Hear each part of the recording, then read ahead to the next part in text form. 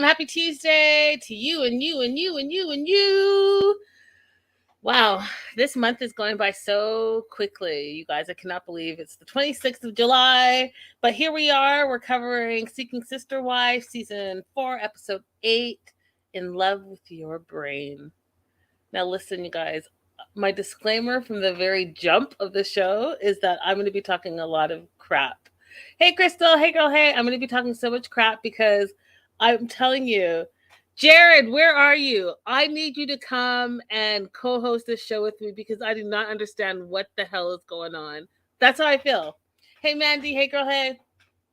I don't understand what's going on. I mean, I do understand, but I just don't understand why we're going through it. So let's just jump into it. Oh, I always forget. So let's do housekeeping. Bottom of the screen where you can support the show. Support the show, support the show. That's all I can say. There's super chats, super stickers available. All right, so we're going to talk about the Foleys, Brenda and Steve.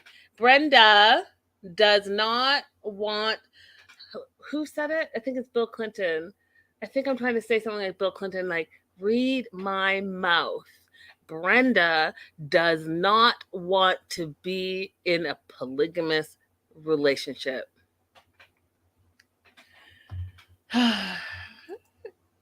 Hopefully Jared's doing better. We don't need these folks raising his blood pressure. Facts. Brenda doesn't want to be in a polygamous relationship. Brenda is super insecure. I feel like Brenda needs to go get counseling. What's her storyline? To be honest, like, who is she? Hey, Vanessa. Hey, girl. Hey. She clearly has. Vanessa, you made it on time. What happened? What changed? The alerts changed? What happened? Fill me in. Brenda, I think, is insecure. I think she has no friends. I'm curious if she has children of her own. I'm curious to know if she's been married before this or this is her first marriage. I'm curious to know why she wants to befriend a 21-year-old and act like that's the end all be all. Like, clearly you have some issues. Clearly. It's very clear, and it's clear that you don't want to share your husband even though you were the third and you met him when he was married. It's very confusing to me. Anyhow, they just met up with Steve's kids from a previous marriage.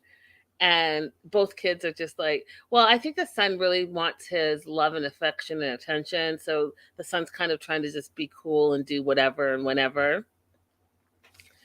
But his daughter Jaden just thinks his lifestyle is disgusting, thinks his lifestyle is like BS, doesn't want to have anything to do with it, doesn't want to have anything to do with him, all the things. So suffice to say, that trip didn't go very well. Now, I don't know about you, and I know that Crystal and I talked about it, but I think because Preston and Jaden, they have a very distinct cadence in how they speak. And I'm not clear if it's like an accent or if it's like I'm not clear what it is. I just know that I haven't heard the way they talk. I haven't heard it before. And so for me, it's a little bit hard to understand them. But I think Preston says his dad has a hard time portraying his emotions on other people. And I was like, well, what does that even mean? Are you saying that he has a hard time sharing his emotions? Like, so between like the way he talks and the wording, and then I don't know. It was just I had to rewind it like 4 times, and still I was like, I think that's what he's saying. So basically, I think that Preston was like, listen, my dad is not communicating properly. My sister's pissed off, and he's going to have a hard time talking with her because he doesn't have the best ability in showing his emotions when he's talking to his children. Yeah, I mean, Pineapple Express, I did talk about that with Crystal earlier today. I just didn't want to say it because I don't know if it's true or not. Crystal said, yeah, I need more information about it. It almost sounds toddler-like. yeah, and it's interesting because, again, I did think it was a speech impediment, which I mentioned to Crystal earlier today, but for both of them to have it is it would be interesting to know, like, what the mom talks like. You know what I mean? And it's interesting to me that they didn't address it at all. And the other thing that I think, that I don't want to be like super whatever, but it's interesting to me, like, you'll put subtitles on any of the other 90 Day Fiance cast members who are not from America, who have a little bit of an accent. They'll put like a TLC will put like a um a lower third so you can read what they're saying because they're worried you can't understand. But like with all the Americans, they won't do that. But here we are, and most of us were like, wait, what? What are they saying? The who, the what, the where? Anyways, Steve clearly has a difficult relationship with his children. I think the fact that, he's trying to do the most by having multiple wives is not helping him and not helping his situation at all with his children, right? Because they're teenagers and he doesn't have primary custody of them, and they already think bad things about him. So I think it just makes it much more difficult for him. And so him and Brenda are on their way home, and Brenda's complaining. And again, you guys, I cannot with this woman. I feel like she's like the biggest crybaby whiner that's out there. Like, I don't understand. Like, why are you in this situation? You put yourself in this situation and now you can't handle it. And now all I'm going to hear about is how you feel left out and your feelings are hurt and you're just looking for someone to be your best friend. You're like in your 40s. Do you not have any friends? And where's your family? Do you have kids? Like, I have so many questions for her because she's so dependent on this man and the attention she needs from him, as well as this new chick who's only 21 years old. April's 21. She has no life experience. She's never been in a serious relationship. And you expect all the things from her. But meanwhile, you can't, like, reflect on your own damn self and reflect on how needy you are. It makes no sense to me. Yes, that's how I feel. Brenda is completely a Debbie Downer. Every single episode, and we're 8 episodes in, she's like whining and complaining. Woe is me. No one loves me. I feel left out. I have no friends. I'm looking for a sister wife. I feel like I'm disconnected. I don't understand. I feel left out. I just feel like I'm good. Like, fuck off. Like, how old are you right now?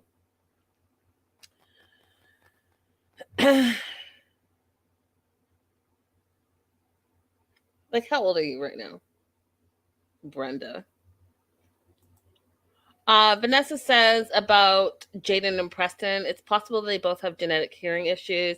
It's been bugging me from the time we met them. You know what, Vanessa? I know you're super bright, but that totally makes sense to me. Now that I'm thinking in my mind and hearing how they're speaking, that's possibly what it is. Thank you for sharing that.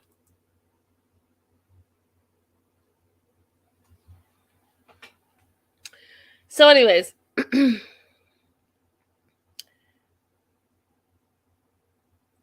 Brenda and Steve get back from the trip with the kids, and Brenda reaches out to April and asks her to go for coffee.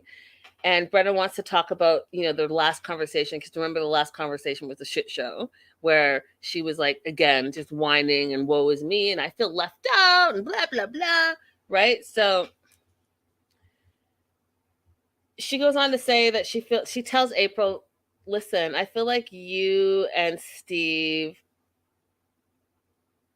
have something and you both have someone, and I feel like I'm left out, and she feels jealous, and she also feels like the communication isn't there with them. Like, they meaning April and Steve, communicate on a regular basis, and Brenda feels like she's out of the loop and she's not considered.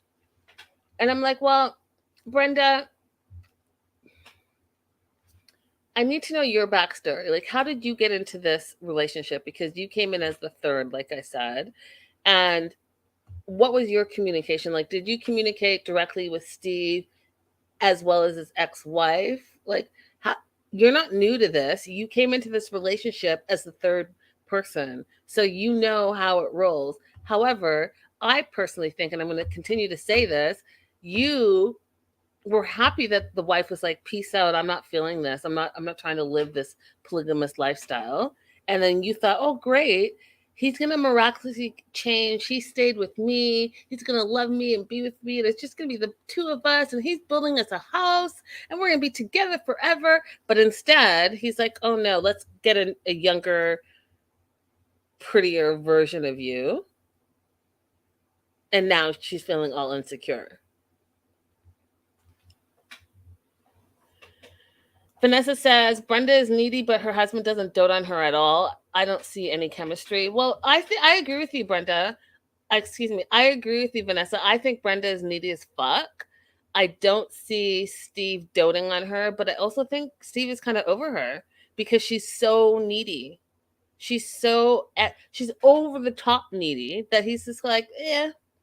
Because I think that for me, if someone was so needy, yeah, you give into it in the beginning, but then after a while, you just get sick of it. You're like, you know, get some balls, grow up, get some therapy, do some, get some friends, join a club. Like I said, join a club. She looks like she would be great at joining like a knitting club, or like doing some volunteer work where she's surrounded by other people, where she can feel needed, like she says she needs to feel needed, whatever it is.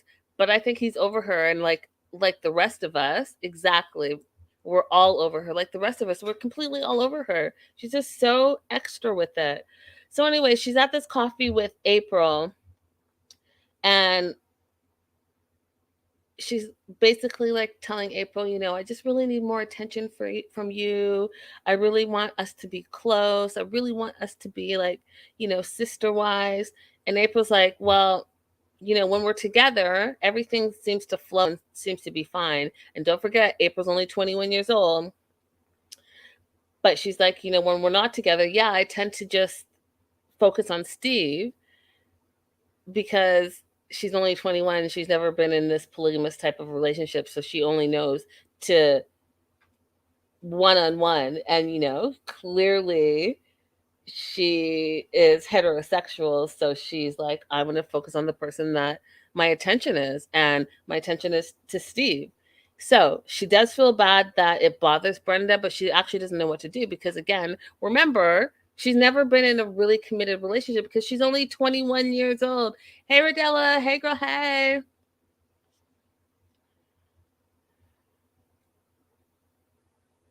So Brenda admits that she's jealous of April and Steve's relationship. She feels left out and tells April that she's looking for someone that she can depend on, that she can lean on, that she can chit chat with, she can have fun with as a sister wife. And again, you guys, I want to ask you, I want to, like, does she not have any friends?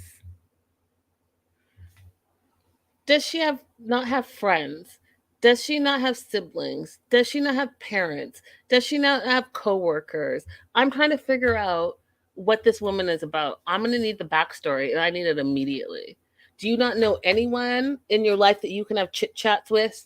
But instead, as a 40 plus, you're looking over to the 21-year-old to be your bestie and your sister wife. And because she's only 21 and just coming into this, she doesn't know what she's doing, and so now you're super disappointed and jealous and have all these expectations of her. I don't get it. And I also am a little worried the fact that both you and Steve in your 40s are preying on a 21-year-old who clearly has no experience.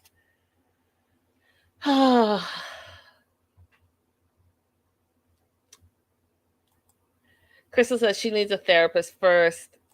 Vanessa's like, they expect this young girl to manage both of these old people's emotions. April needs to run all the things. So then the producer's like to April, can you see yourself loving Brenda? And April kind of stumbles with her answer. And she's like, basically, I guess that's the goal, right? For us to be like besties. Listen, this situation is not going to work. It's not going to work. April is not into this. She's into Steve, but she's not into this polygamous lifestyle. And I don't think that she's old enough, mature enough, has enough experience to really take on two super needy 40 somethings who both want something from this young girl. Listen, April. Listen, April. Listen. Go ahead and live your life. Go to the club, go to the bar. You know what? Go ahead and live your life. Meet all the boys, do all the things, get some experience, travel, maybe go to school, maybe, whatever, if you're working, maybe like, meet some people at work. You don't need these two, April. Nothing's good is gonna, in my opinion, nothing good is gonna come from this, because Brenda doesn't really want to be sharing her husband.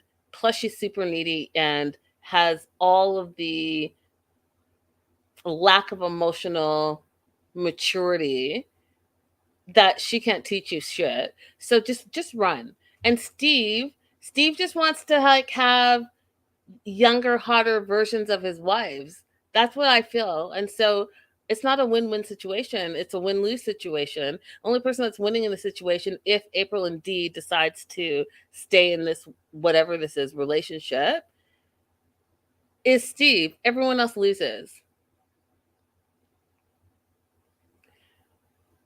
Oh, what's Rongelman? Hi. Says, and where are April's friends and family? Facts. Guide her, teach her, show her your ways. Okay, you guys, can I just tell you right now? Okay. I'm going to talk about the Davis family. And I'm just going to tell you, here's my disclaimer. I absolutely 100% cannot stand Nick. I think Nick is the scrub of all scrubs. I think he's the biggest scammer, no good, dirty, rotten, lazy scoundrel I've yet to see on this series. I 100% just think he's just the biggest scrub of all scrubs. So that being said, know that how I'm talking is through that filter. Facts. He's a pimp wannabe. And if you've watched this show and if you've been with me throughout these last 8 episodes, he truly is like a 1980s pimp. But what's worse about him is at least the pimps in the 80s, they were like hustling. This fool is lazy as fuck. He doesn't do shit. He just thinks that he has a penis, and because he can stick it in women, he's God's gift to women. It's driving me crazy. And like the fact that, and I haven't gotten to it yet, but the fact that he's like, he thinks he's this big reader and he's so intelligent, and even the title of the episode is I'm in love with your big brain. This fool doesn't have a big brain. This fool probably reads the Cliff Note versions of the books that he says he's reading. This fool probably doesn't even read the books. He reads like the intro flap and reads maybe one page in between the book, finds the big words, memorizes them because they're like one sentence, and then verbally pukes it to his wives. It drives me crazy, y'all. Like, what? You don't work. You don't work. You say you're a stay-at-home dad, but we saw that kid one time. The kid has grown. You don't drive. You don't cook. You don't clean. You just have a fucking penis. And so you think you're God's gift to these women? It drives me absolutely bananas. That being said, it was Danielle's turn to spend the night with Nick. So she spent the night with Nick.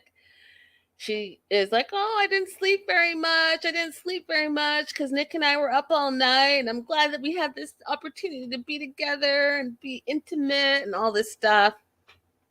Meanwhile, April and Jennifer spent the night in the other room together in the bed, but they didn't sleep well either because they felt the bed was not comfortable. So April somewhere in the night, went to lie on the couch to see if she could sleep on the couch better. And Jennifer got up at the same time, went to the bathroom, tried to get something to drink, realized Nick was up. And since Nick was up as well, they met up for a midnight rendezvous in the bedroom while April was on the couch. And I was like, okay, so let me get this straight. Because we're all grown here, right? We're all grown. We're all grown in the live chat. We're grown. Let me get this straight. And I'm really going to try not to go off on a tangent. And let me just say this. I'm sorry, Mom, for any of the words that come out of my mouth right now, but I just cannot. So you're going to tell me this motherfucker had sex all night long with Danielle. And I am of the opinion that he probably is not strapping it on. He's probably not covering it up. So you had sex all night long with Danielle, and then you got up. You probably didn't shower or any of the things. You saw Jennifer, and then you went to the room with Jennifer and had sex with her, and you put your penis right in her as well, all in the same one evening. Do you know, like, there's like HPV, there's I think something called BV. There are all of these like diseases that you have to be aware of, and I'm curious to know. So when you bring in a new sister wife, or as you're courting a new seeking sister wife, do y'all go get tested first? Do you get tested, make sure none of y'all have any nasty diseases, and then you guys start having sex? Or do you guys have protected sex? I'm gonna need to know, because if you're jumping from bed to bed in the same 24-hour news cycle, I'm disgusted. I'm disgusted. And plus, where has Nick been before these fools? Ew. Like, ew.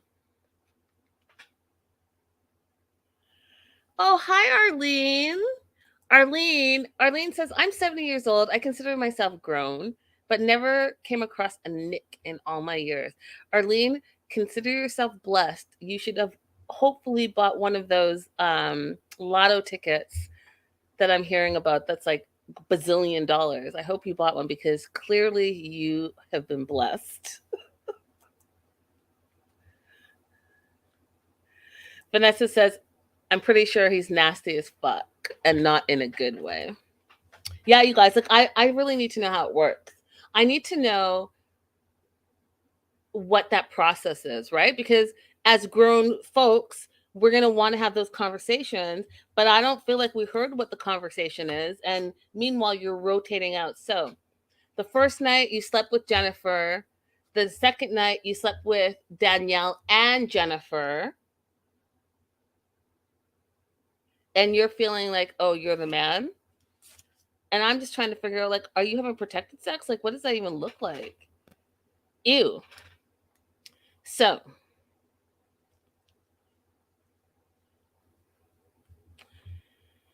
Nick then goes on to say to camera, you guys, when he's doing like his to camera confessional, that it would be tough to satisfy his sex drive in a monogamous relationship. And he says it would be a lot of pressure to put that on one individual. That's why polygamy is good for him.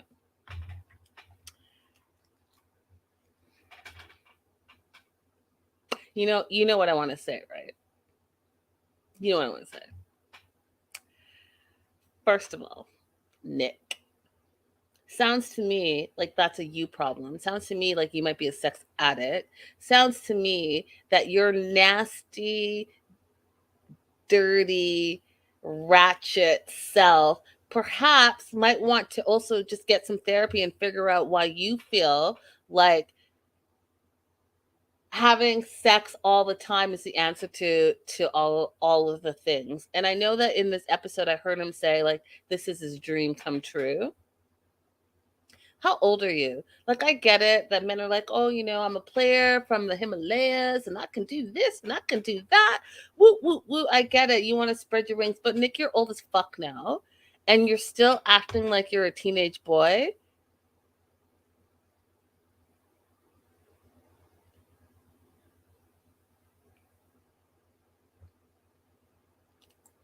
Mandy says, maybe he should get a job. A job, and then he wouldn't have so much energy to burn off. I'm just saying, Nick, this whole situation, again, you guys, I always continue to ask, what is he bringing to the table? Because even if he's bringing penis to the table, and even if he has a baby leg as a penis, it's kind of been around the block. You know what I'm saying? And so let's just play devil's advocate for a moment, shall we? He's in his 40s, so he says.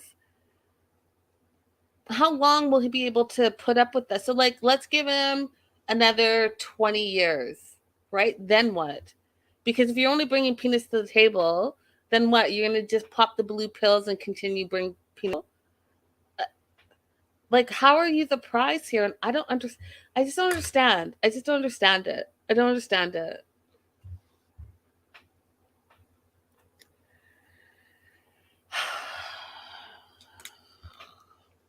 Anyways, they get up, it's the morning, all four of them climb into the bed and they're taking selfies in the bed, which again I was grossed out by because that's the same bed that Nick just had sex with Jennifer, and now you, Jennifer, Danielle, and April are all rolled up in that bed with the juices. Ew, why are you guys so gross like that? Ew. And then I was like, you guys are in bed. I don't know, and maybe it's just me, but let's do a little poll. How many of you, how do you sleep with socks on or do you sleep with socks off? I'm just curious. Do you sleep with socks on or do you sleep with socks off? Because I was like, are you guys sleeping in the bed with your socks on?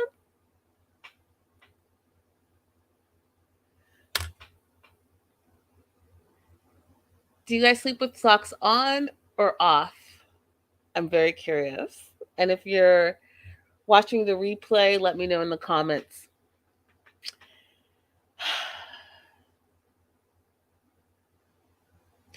So Danielle talks about how Nick told her that he was intimate with Jennifer.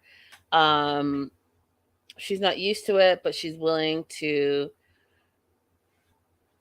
adopt and adapt to the situation. And Crystal says, socks off. Off, Mandy says. Stevie says, off. Rodella, off. Ew, gross. Mandy said, but maybe the bed is that soggy. Mandy, why'd you have to take me there, girl? SG, hey girl, hey, or hey boy, hey. Socks off. Vanessa, no socks.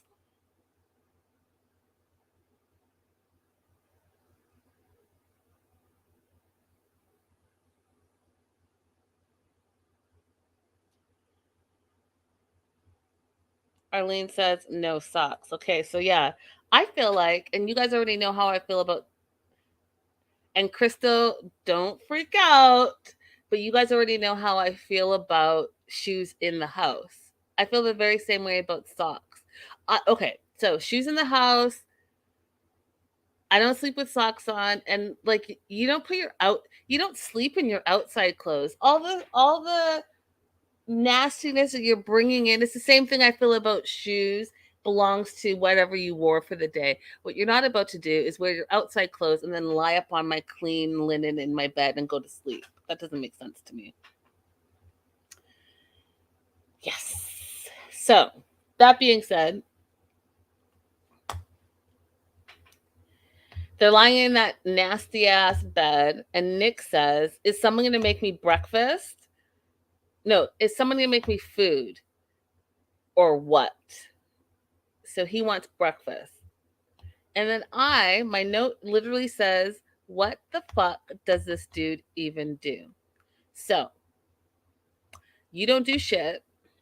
And then you wake up and now you're hungry and you're like looking around like, who's going to make you breakfast? Like, are you a grown toddler? I don't understand. Why are these women, why is he the prize? He brings nothing to the table. And meanwhile, you have a communal penis that belongs to the streets. and that's good with you. And meanwhile, then now you're gonna also get up and make this fool breakfast and make him food because he feels hungry. Get this fool to go and do make breakfast for you all. You all should think that you're the prize. You all are the ones that are giving him what he's lusting for. So let him work for it. He don't drive. You got to chauffeur him around. He don't work. You got to pay all the bills. You got to pay for his date. Like, just no. I'm not into it at all. I'm not into it at all.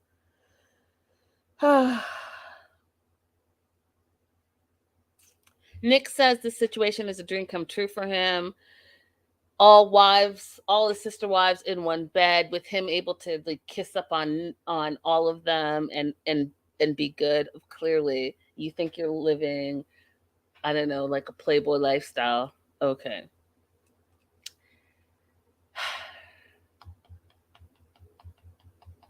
Then Nick's reading while they're making breakfast, allegedly, a book about biogenesis.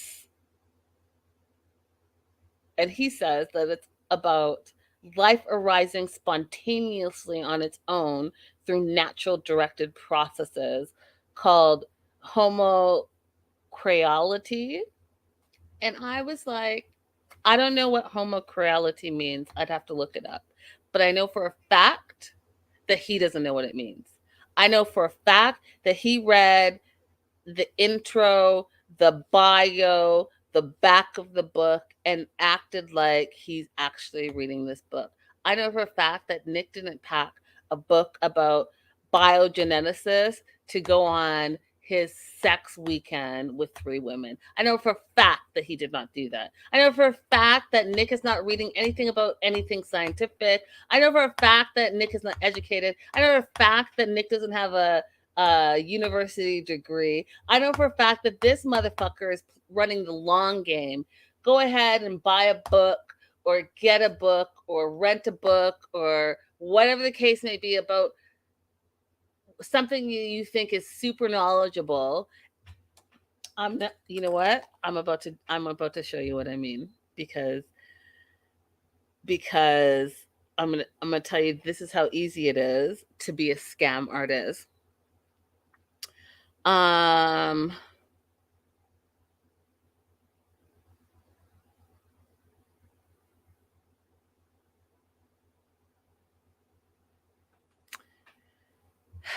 Okay.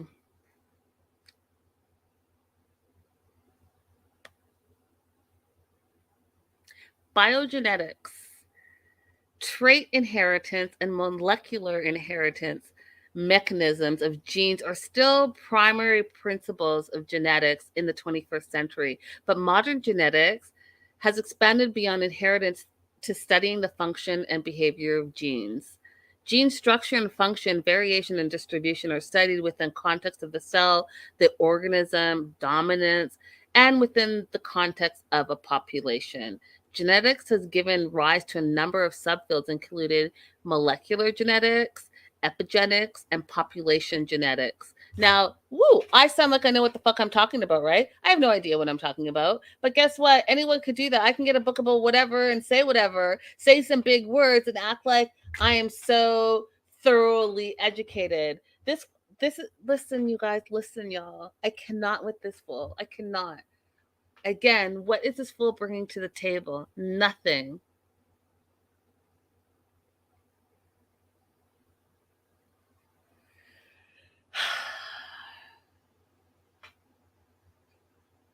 Steve said he could at least cook lazy Nick.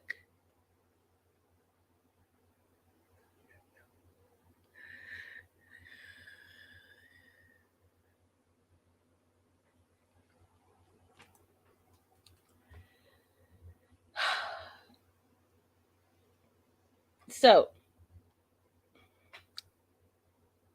the staycation's over. They're driving back. April is, or no, excuse me. Jennifer started driving because this fool don't drive, and like Stevie says, he needs to read a driver's ed guide and a Betty Crocker book. Facts, because like, what, you don't even drive? Like, what do you? How are you a stay-at-home dad? Don't your kids have baseball and basketball and band practice and all the things to go to. You don't drive, so you don't drive them around. So what do as a stay-at-home dad? Do you see what I'm saying? So that's why I believe nothing he says, because he don't do shit, y'all. Must be nice to be, in your late 40s, just kicking it, not doing anything. And I need to know more of his backstory, because I want to know, did you ever work? Or was this you running game the whole time?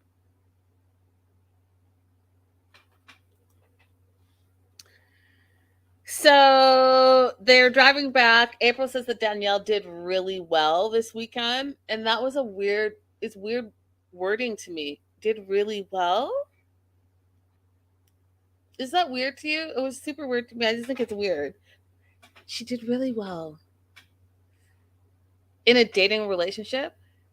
Hey, I'm dating Stevie. Stevie and I went on a date. And I said yes. Hey, Crystal, Stevie did really well on her date. It's weird, right? It's really fucking weird. Anyway, she says she did really well. But there is a red flag that maybe she hasn't thought this all the way through, and she doesn't realize the magnitude of what they're asking of her. And right in that moment, in that statement, I was like, you guys are like a crazy cult. You guys are like groomers. April and Nick, because you guys are older, you're in your 40s, are grooming these young 20 somethings. And that's why when you say she hasn't thought it all the way through and she doesn't know the magnitude of what they're asking of her, that sounds like grooming material. And because of that, I'm just not okay with it.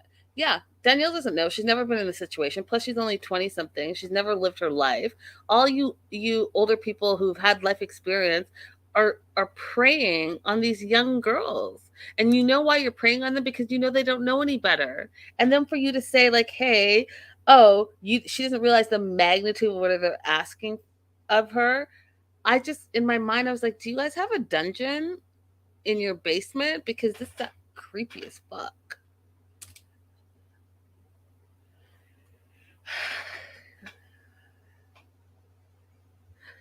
Crystal says, this is why I want to know his backstory. No job. He won't marry them. He doesn't drive. Is his name really Nick? And Vanessa said, pimping ain't easy. Facts. I don't know. Something's dodgy in this situation, you guys. I don't know exactly what it is, but something is dodgy. And it's dodgy and no good can come from it.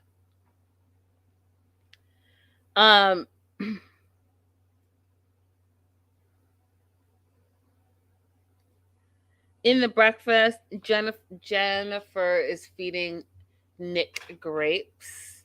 And I'm still cringing. That whole situation just made me cringe. And then she asked Danielle to come over to help feed Nick grapes. Listen, you guys, how much more lazy can you make this man? Okay, he can feed himself, because clearly he's not doing anything else. He's got all the time in the world. He just sits around throwing his penis out. It just, oh my god. Danielle says the favorite part of the weekend was listening to Nick at breakfast. And April says that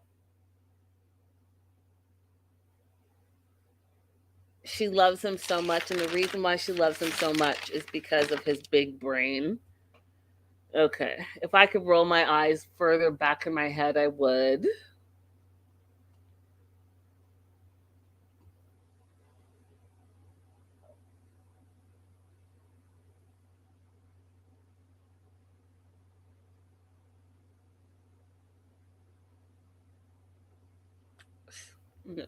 Can't.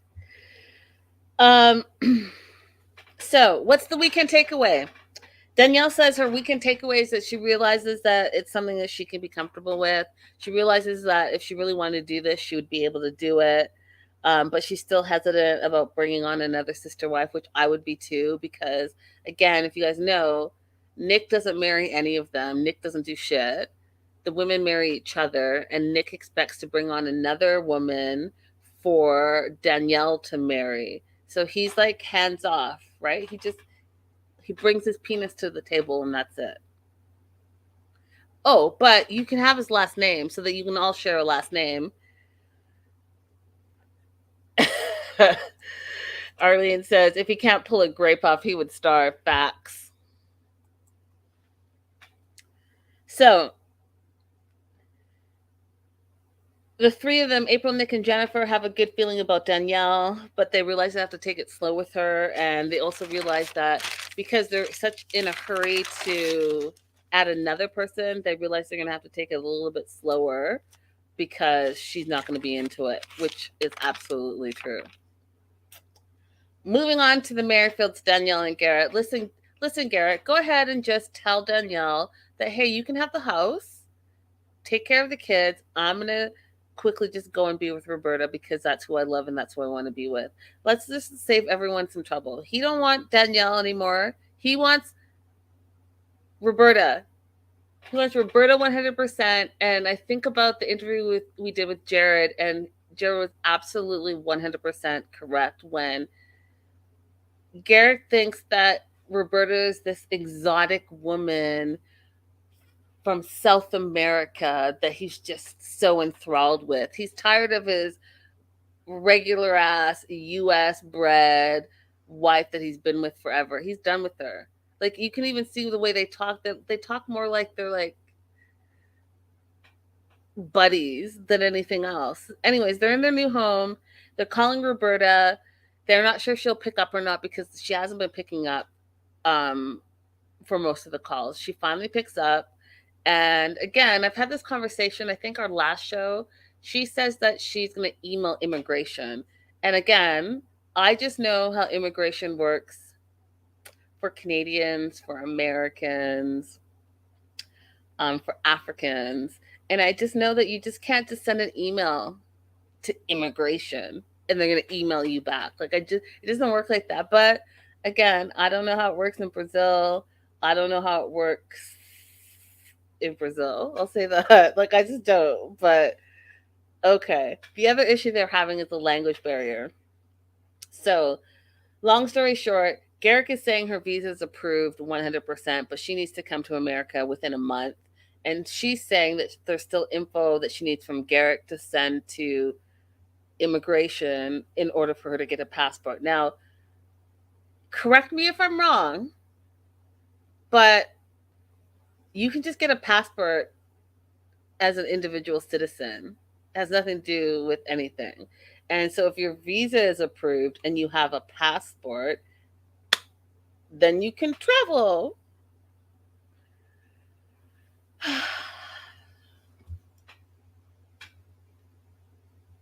I don't get it. I don't get what the holdup is, I suppose, because I don't buy that. I don't, if her visa is approved, then what else is there?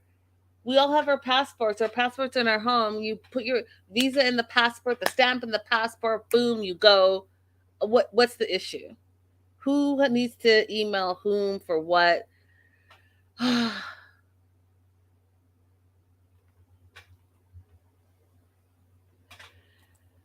Krista says, man, what if she hasn't even really applied and done everything? Looking forward to what the lawyers say. They seem to think she's further along in the process. I think she's not coming, you guys. And, word on the street, spoiler alert, is that she broke up with them. And I'll believe it. Because not only is there a language issue, but like they said, she's close to her family, close to her mom. Her mom is ill. And I don't think she's really into this polygamous lifestyle. I think she's into Garrick, and that's that. So she's like, I'm not coming. So Danielle and Garrick are pressing her to get there because her visa is approved and she only has 1 month, right, to get to the U.S. So they don't want that visa to expire. So they're like really pressing her to get on it.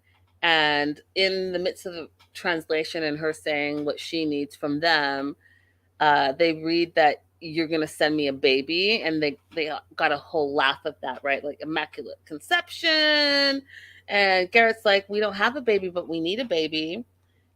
And Danielle starts to cry because she's worried about their communication and immigration, and them moving forward. Is Roberta really going to come? And I was like, this bitch is not really worried. She's crying because, in my opinion, she's crying because this could be a reality for her, and she really didn't want it. Because let's not forget last season how jealous she was and all the issues she had. But all of a sudden, she's super cool with it. She can't wait. She's so worried that Roberta's not going to get there in time. No, bitch, you are like crying because it's about to be a reality and you're really not okay with it. Let's be real. Let's be real, shall we?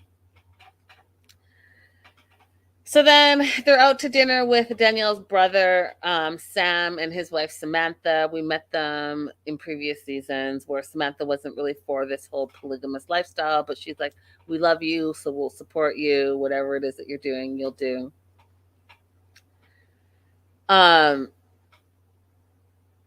But Samantha's worried about their situation. She doesn't want any of them to get hurt. Sam is like, I don't know how you're going to do all of this. Like, how are you going to support a whole family, and not just a whole family, but like another family? And he's worried about his sister Danielle. Like, I hope you're not going to forget about my sister, because my sister is your original wife, and you're already talking about having babies with someone that you don't even really know. How are you supporting all of this? And how are you going to have the capacity to equally divide your attention to all of these babies and wives? Which is exactly what I want to say. Because Garrett, like last episode, I told you guys, he seems to get his confidence from external validation. And so, how's that going to work? Explain that to me. But Garrett's feeling confident that Roberta's still coming, that she's still committed to him, that she still wants to be with him. And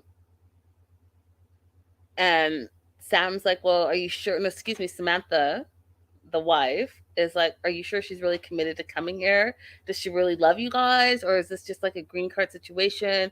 Do you think she really wants to be in it? She was asking all the right questions. I was like, yup.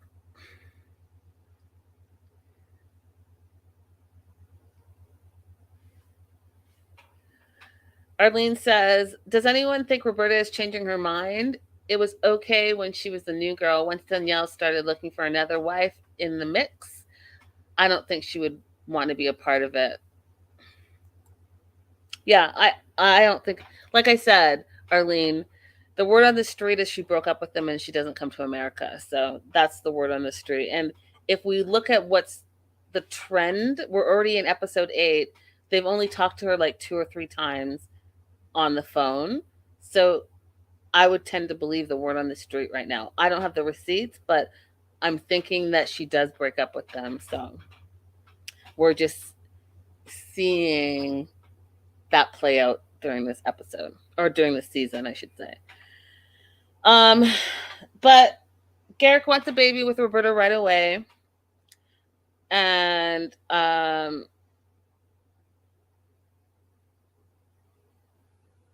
he just really wants to be with her. And again, like I said at the top of the show, Garrick is in love with Roberta, and he kind of is just like, look at how he interacts with Danielle. He treats her like, whatever. Like, she's like she's with me because she's right here. And anytime they talk about Roberta, he gets super excited. He was everything about her. I love you. I miss you. He cries over her, all the things. It's terrible, you guys. It's terrible what I'm seeing here. Like, you have a full-on wife that bore 2 of your kids. Obviously, she's done well because they're grown and living and thriving. And like Samantha said, she's worried that Danielle is just doing this to keep Garrick happy, but she doesn't really want to be doing it. And that's 100% accurate. She doesn't really want this lifestyle, but she wants to hold on to her man, so she's going with the flow, and she gets happy and emotional at the same time when things don't work out. So we can continue to seek a new sister wife as long as we don't actually get a new sister wife. Last and certainly the most problem. Well, not the most. I think Nick is the most problematic, but close runner up is Marcus. First of all, again, I don't know. And again, I need Jared to come back on the show because I know he explained it to me, but I think it just didn't really super sink in. But I don't know what the rules are for polygamous lifestyle, but I know this ain't it. This is not it. So, as we know, he tricked, schmoozed, and lied his way to get Janae to come and visit. We all know it. We all saw it. So he has a date at 7 o'clock, and the date is not even like a super date, you guys. He didn't plan anything. So he flies Janae out from Atlanta. He puts her up in an Airbnb. He goes to the grocery store, and then he's gonna come over to the Airbnb and cook for her. That's just a fancy Netflix and chill. It really is. So you're not going to take her out in the town. You're like, hey, I'm going to come over to the room that I set you up in, and I'm going to bring some food so you can eat, and I'm going to cook it for you. What kind of? No, thank you. Anyways, Marcus is nervous because he didn't tell Janae the situation before she got there, and he's always reached out to her in all the years, even though he's married and has a fiance or whatever we want to say. He says he's married to both of them, but again, like clearly legally that's not possible. And like, so you're married to Taryn and you're saying you're engaged to India, but then like you tell everyone that you're married to both of them, whatever. I don't know. The logistics don't math to me, but again, I don't really know how it works. But so he's not told Janae about his family life or his lifestyle. He's hoping that, and you guys listen to my words, he's hoping that the cooking he does for her helps smooth over his polygamous lifestyle.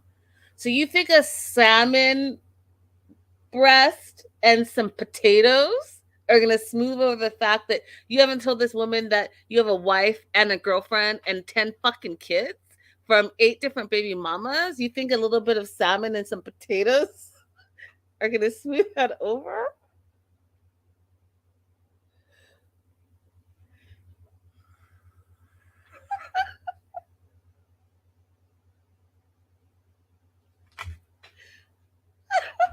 All right, I'm trying to like,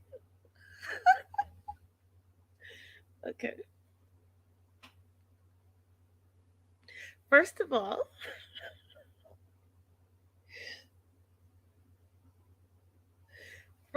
you're like 5 foot nothing. When I watched you come in with the grocery bags, I thought you were gonna fall over because the bags seemed heavier than you. Then you pull out some potatoes and some broccoli and some salmon, and you're like, you think that you're the master chef, the underling of Gordon Ramsay, that you cook so well that this grown ass woman is gonna be like, yeah, no problem. I don't care if you have a wife and a girlfriend and 10 kids from 8 different baby mamas. The salmon is delicious.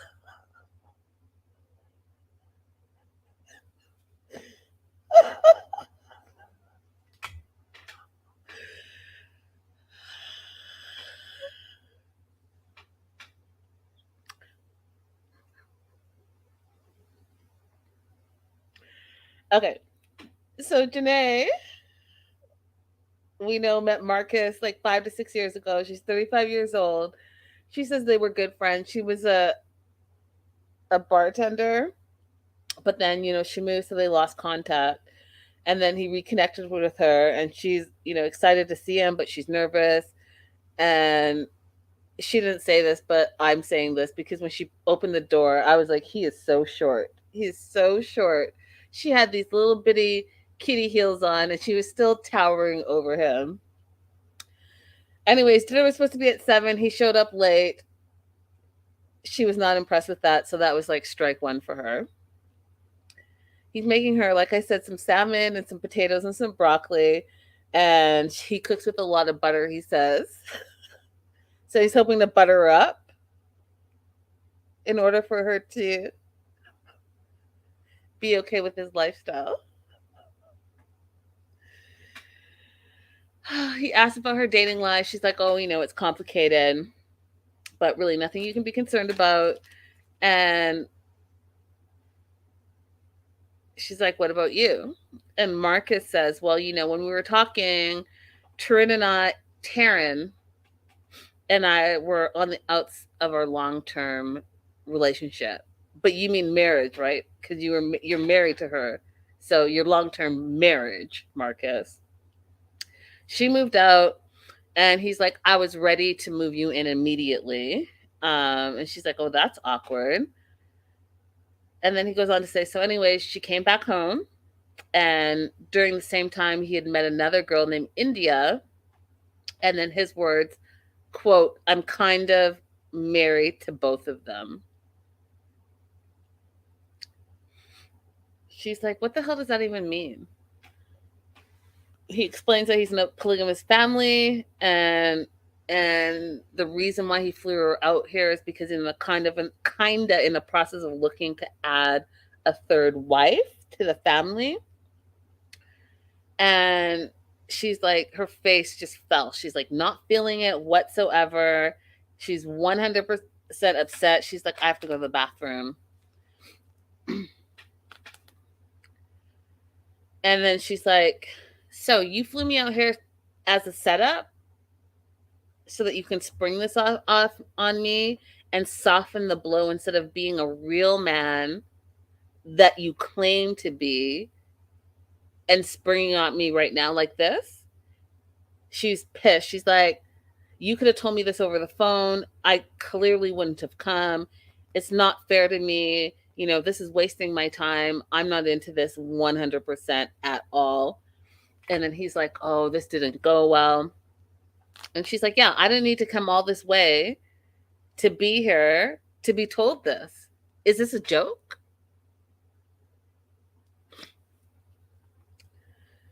She was super irritated.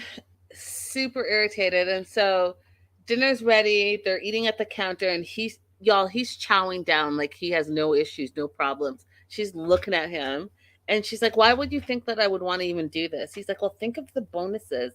The plus side is we have multiple streams of income. We have a serious foundation for family. The kids want for nothing. There's always a parent there. I just really need you to think outside the box. And she's like, nah, I'm not willing to share a man. Like, I would never share my man. Like, why are you even looking? If you're so happy and you have such a wonderful family, and why are you looking for anything else? And he's like, well, because you will make me more happy. I was like, first of all, she's not falling for this. Second of all, the bait and switch that you tried to do didn't work. She's clearly not for this. Although I'm surprised in the preview, you guys, that she actually stays and they go out to eat. I thought for sure she'd be on the next flight out, like, peace, I'm out. So I'm surprised that she stays. So we'll see what happens with them. Yeah, this season is very problematic to me. I think most of the couples, except for Tasha and Sidian, are super problematic. And I'll say it again because I keep saying it, but Marcus is using polygamy just to be the man from the streets, because Marcus belongs to the streets. He's a serial cheater. You guys can just Google him and see for yourself if you don't believe me. But he's got a bunch of kids, a bunch of crazy history with like dead people and political scandals and all the things. And he's short. And he's not truthful. He tries to reel women in without really saying what his real issue is. And his real issue is, like, you already have 2 women in your life, and now you're trying to make another third, but you're not going to tell people until you try to reel them in. Problematic to me. Danielle and Garrett, problematic, because Garrett is in love with, he's not in love with his wife. And she's not even his wife anymore, because remember, he divorced her. Garrett wants to be with Roberta, period. Don't even get me started in Nick. You already know how I feel about Pimp Daddy 1980. Like, and then Brenda and Steve. Brenda doesn't want this life. She ain't about this lifestyle. Crystal said, yeah, I was surprised she stayed. I demand the fastest return flight. Arlene says, I was married for 40 years when my husband passed away. Neither of us would ever want to share. Oh, Arlene, that's so beautiful. What's the secret to a long lasting marriage? 40 years is a beautiful, beautiful amount of time. Congratulations. And I'm sorry for your loss.